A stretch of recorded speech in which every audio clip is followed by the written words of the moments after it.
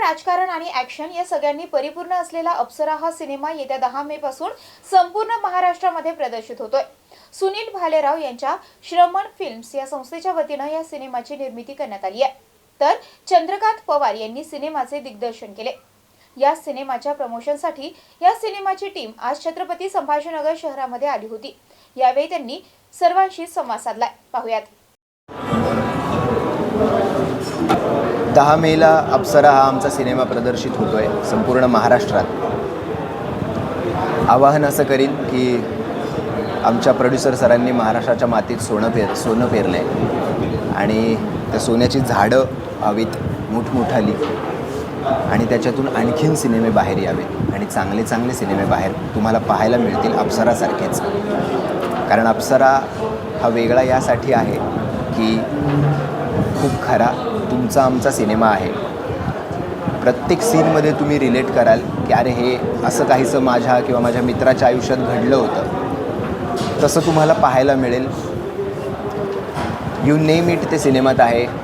उत्तम गाणी आहेत, फाईट सिक्वेन्सेस आहेत, विनोद आहे जो सध्या आपल्याला फार गरजेचा आहे राजकारणापासून दूर येण्यासाठीचा।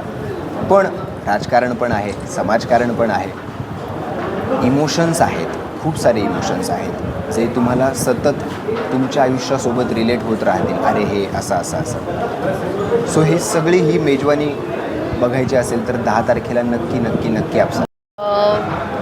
हे खूप सडनली झालं माझ्यासोबत की मुख्य भूमिका मला मिळाली। मी खूप ग्रेटफुल आहे त्यासाठी की मला हा रोल करता आला, हे पात्र मला साकारता आलं। याआधी मी कधीच असं साकारलं नव्हतं। ह्या मूवीमध्ये मला खूप काही करायला मिळालं, जसं की रोमॅन्स, डान्स, थोडंसं ॲक्शन पण आहे, तेही मला करायला मिळालं आहे।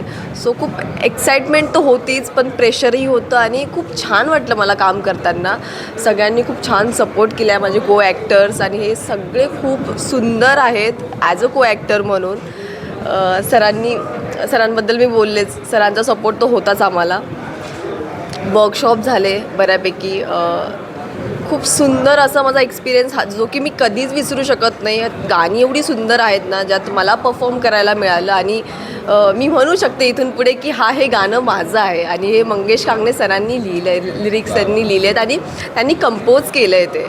सो थोडं प्राऊड फील पण होतं आणि थोडी भीती पण आहे की लोक कशा प्रकारे एक्सेप्ट करतील किंवा त्यांचं काय असेल यामागे। करणार सगळा महाराष्ट्र आपल्याला डोक्यावर उचलून धरणार।